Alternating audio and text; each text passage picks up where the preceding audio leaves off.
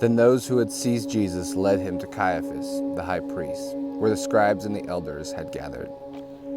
And Peter was following him at a distance, as far as the courtyard of the high priest, and going inside he sat with the guards to see the end. Now the chief priests and the whole council were seeking false testimony against Jesus, that they might put him to death. But they found none, though many false witnesses came forward.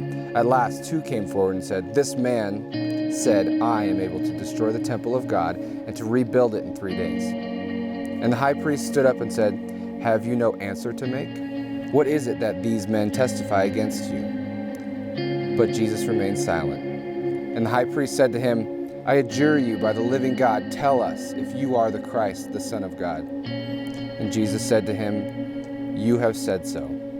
But I tell you, from now on you will see the Son of Man seated at the right hand of power and coming on the clouds of heaven." Then the high priest tore his robes and said, "He has uttered blasphemy. What further witness do we need? You have now heard his blasphemy. What is your judgment?" They answered, "He deserves death." Then they spit in his face and struck him, and some slapped him, saying, "Prophesy to us, you Christ. Who is it that struck you?"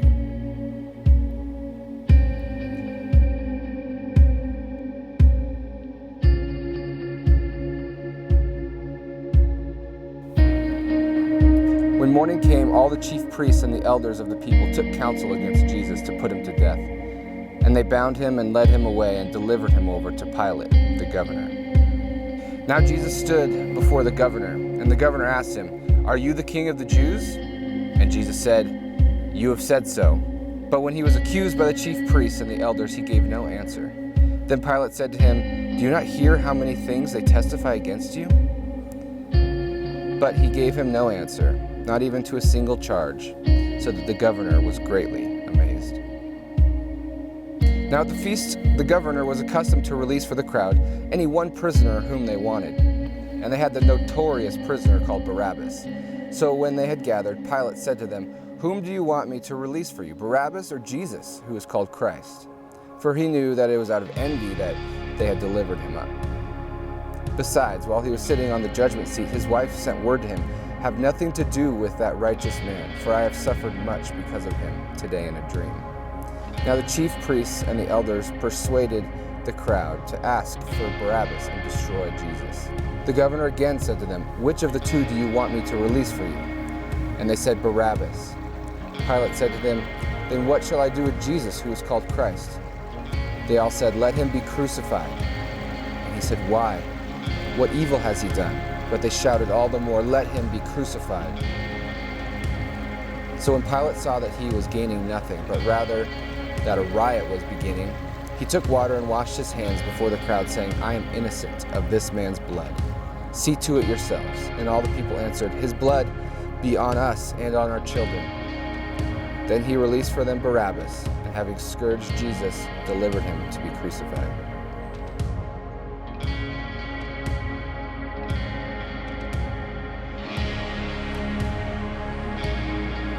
Then the soldiers of the governor took Jesus into the governor's headquarters, and they gathered the whole battalion before him. And they stripped him and put a scarlet robe on him.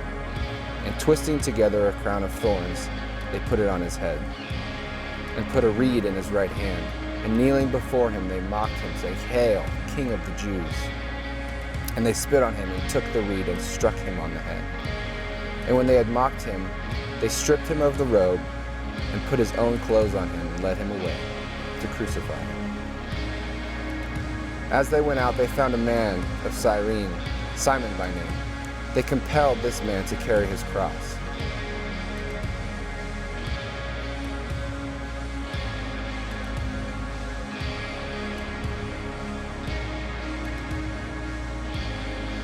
And when they came to a place called Golgotha, which means place of the skull, they offered him wine to drink mixed with gall, but when he tasted it, he would not drink it. And when they had crucified him, they divided his garments among them by casting lots. Then they sat down and kept watch over him there. And over his head they put the charge against him, which read, "This is Jesus, the King of the Jews." Then 2 robbers were crucified with him, one on the right and one on the left. And those who passed by derided him, wagging their heads and saying, "You who would destroy the temple and rebuild it in 3 days, save yourself.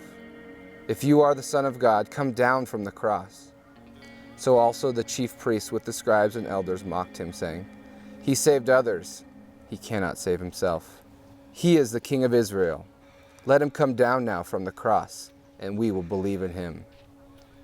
He trusts in God. Let God deliver him now, if he desires him. For he said, 'I am the Son of God.'" And the robbers who were crucified with him also reviled him in the same way. Now from the 6th hour there was darkness over all the land until the 9th hour. And about the 9th hour Jesus cried out with a loud voice, saying, "Eli, Eli, lama sabachthani?" That is, my God, why have you forsaken me?" And some of the bystanders hearing it said, "This man is calling Elijah."